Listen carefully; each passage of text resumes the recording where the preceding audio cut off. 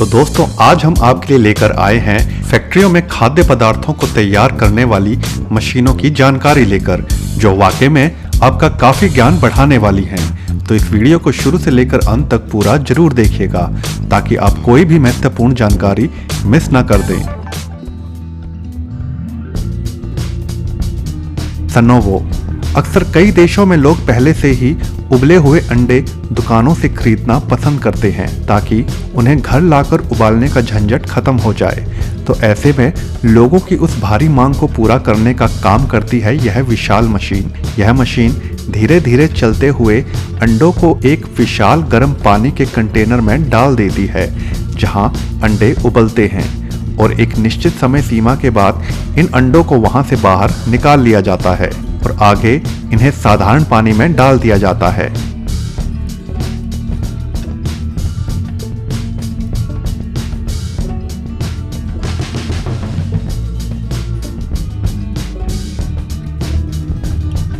इसके पश्चात इन अंडों को पंक्ति में एक के पीछे एक लगा दिया जाता है जहां से यह मशीन इन्हें आगे की तरफ धकेलती जाती है। और यहाँ आता है इस मशीन का सबसे मुख्य भाग, जहां अंडों के ऊपर से छिलके को हटाया जाता है।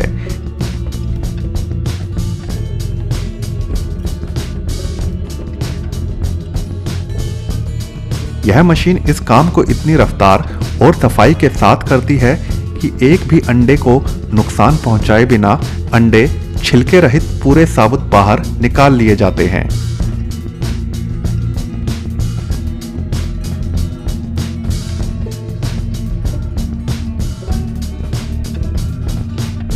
और मशीन की एक तरफ से छिलकों को भी बाहर निकाला जाता रहता है। फ्रेटेली इंडेलिकेटो। अक्सर एक अनानास का जूस निकालना हो तो वह घर पर संभव है जूसर के माध्यम से, मगर वहीं अनेकों अनानास का जूस निकालना हो तो उन्हें इस प्रकार की विशाल मशीन के माध्यम से फैक्ट्रियों में निकाला जाता है। यहाँ सबसे पहले अनानास को पानी से अच्छे से साफ कर लिया जाता है। उसके पश्चात जब इन्हें आगे भेजा जाता है तो मशीन बारीक पत्तों को छांट के और अच्छे से साफ कर देती है। उसके पश्चात बारी आती है इस मशीन के मुख्य भाग की, जहां मशीन में लगे शक्तिशाली बेलनानुमा ढांचे उन्हें अच्छे से पीस देते हैं, जिससे भरपूर मात्रा में जूस निकलने लगता है, जिसे एक बड़े बर्तन में इकट्ठा किया जाता रहता है।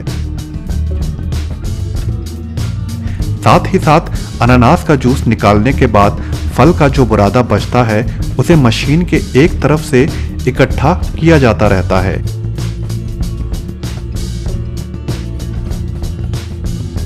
यही नहीं, इस मशीन से निकला जूस अच्छे से छन कर आता है, जिसके कारण इस जूस को पुनः छानने की जरूरत नहीं पड़ती।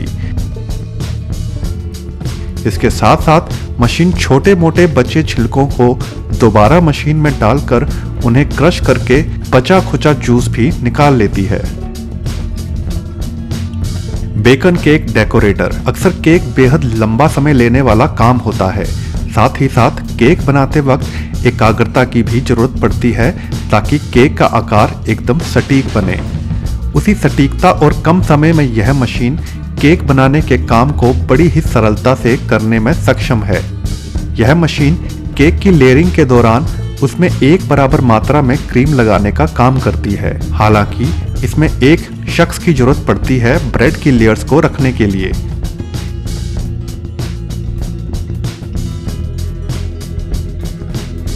मगर इसके क्रीम लगाने की कार्यशैली इतनी लाजवाब है कि यह गोल टुकड़े के आकार के हिसाब से ही क्रीम लगाती है, वो भी एक बराबर मात्रा में, जो कि इस मशीन में पहले से निर्धारित की गई होती है। यही नहीं, जब केक बनाने के लिए लेयरिंग का काम पूरा हो जाता है तो यह पूरे केक के बाहरी आवरण पर लगने वाली क्रीम को भी बड़ी ही फिनिशिंग के साथ इस केक पर लगा देती है। साथ ही साथ इस मशीन के अन्य भाग के द्वारा केक के ऊपर वाले हिस्से पर सुंदर डिजाइन को भी इस मशीन के द्वारा उभारा जा सकता है। और अंत में इस केक की बनावट और फिनिशिंग की बात की जाए तो यह केक बड़ा ही सुंदर और एक समान आकार का नजर आता है।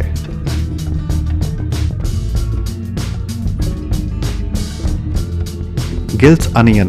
विश्व में कई देश ऐसे हैं जहां लोगों के लिए प्याज काटना बड़ा ही आफत भरा काम होता है, तो ऐसे में वे लोग कटा कटाया प्याज सीधे बाजार से ही खरीदना पसंद करते हैं। खेतों से प्याज को सीधा इस फैक्ट्री में लाने के बाद कारीगर के द्वारा छांट कर अलग अलग कर लिया जाता है, जिसके बाद मशीन उन प्याज के सिरों को काट कर उन्हें जड़ मुक्त कर देती है।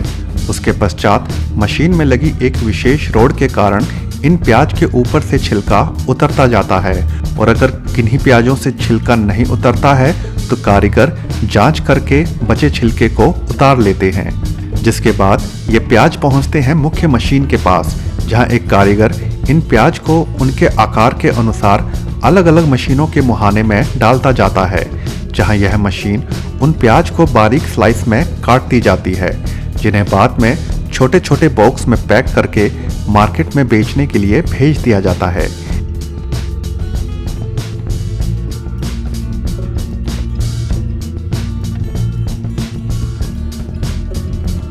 यही नहीं, सिर्फ सलाद के लिए ही यह मशीन प्याज नहीं काटती, बल्कि तड़के के लिए बारीक कटे प्याज को भी इस फैक्ट्री में अन्य मशीन के माध्यम से तैयार किया जाता है और पैकेट्स में पैक करके बाजार में बेचा जाता है।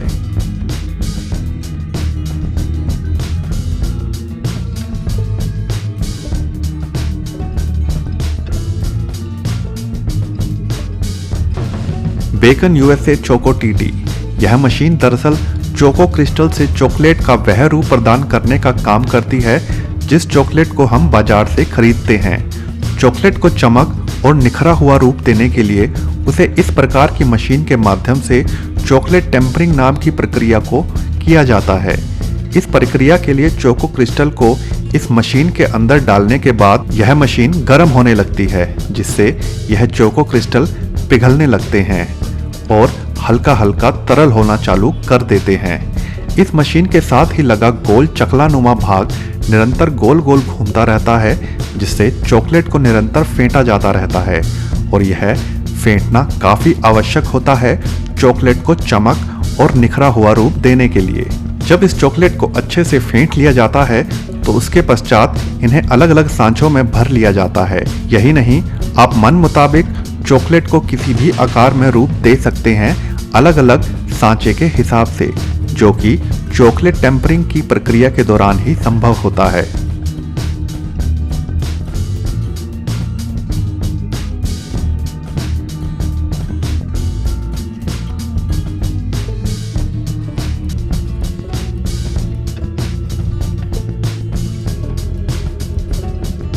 जब इस मशीन का इस्तेमाल कर लिया जाता है तो इस टूल को खोलकर रखना भी काफी सरल होता है। कट्टा 27। अक्सर आपने कभी ना कभी कोन वाली आइसक्रीम जरूर खाई होगी, जो कि खाने में भी बेहद स्वादिष्ट होती है। यहाँ इस मशीन में सभी कोन्स को एक कतार में लगा कर रखा होता है और ठीक इस मशीन के ऊपर लगे नॉब इन कोन्स में एक बराबर मात्रा में आइसक्रीम को भरते जाते हैं। कोन्स का यह आवरण काफी नाजुक होता है, तो यह मशीन बड़ी नजाकत से आइसक्रीम से भरे इन कोन्स को उठाकर कन्वेयर बेल्ट पर रखती जाती है।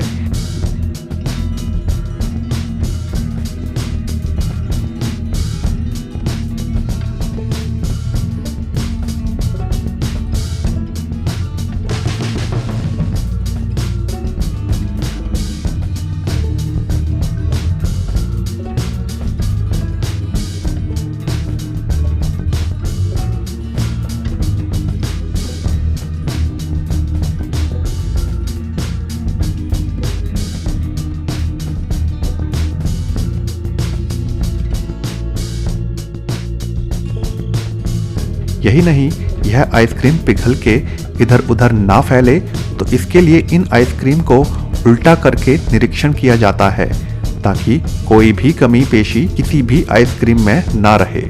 और उसके बाद इन्हें अंत में एक एक करके अलग अलग पैकेट्स में पैक कर दिया जाता है बाजार में बेचने के लिए।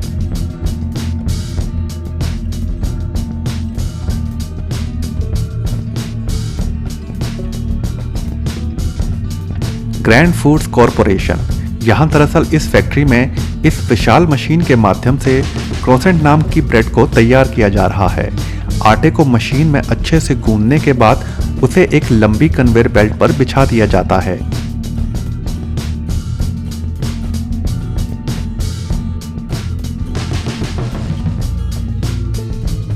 साथ ही साथ इस आटे को तिकोने आकार में काटकर 3 अलग-अलग पंक्तियों में तैयार कर लिया जाता है और जब यह तिकोने आटे के टुकड़े आगे पहुंचते हैं तो इन्हें मशीन लपेट के एक विशेष आकार प्रदान कर देती है, जिन्हें एक सांचे में डालकर आगे सेकने के लिए ओवन में डाल दिया जाता है, जिससे निकलने के बाद ये क्रोसेंट ब्रेड बड़े ही सुनहरे रंग के हो जाते हैं।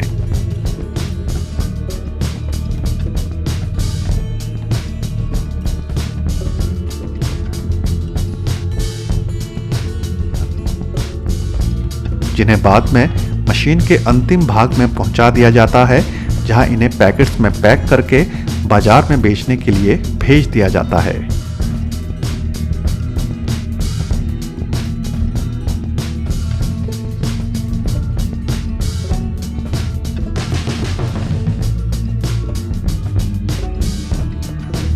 तो दोस्तों, आज की वीडियो में बस इतना ही। अगर यह वीडियो आपको पसंद आई हो तो वीडियो को लाइक जरूर कर दें और अगर चैनल को अभी तक सब्सक्राइब नहीं किया है तो सब्सक्राइब भी जरूर कर लें। धन्यवाद।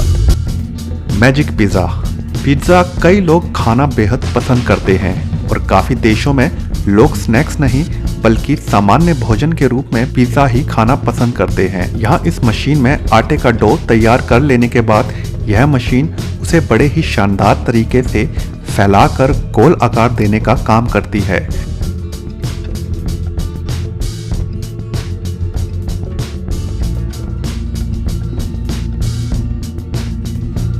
जिसके बाद कारीगर इन्हें उठाकर कन्वेयर बेल्ट पर बने आकार के हिसाब से रख देते हैं।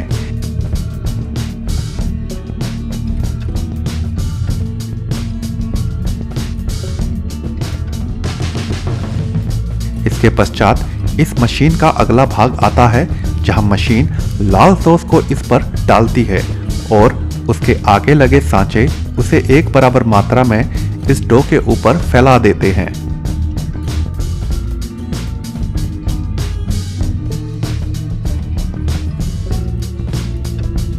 जिसके पश्चात कारीगर अलग अलग प्रकार की टॉपिंग्स को इसके ऊपर बिछाते जाते हैं।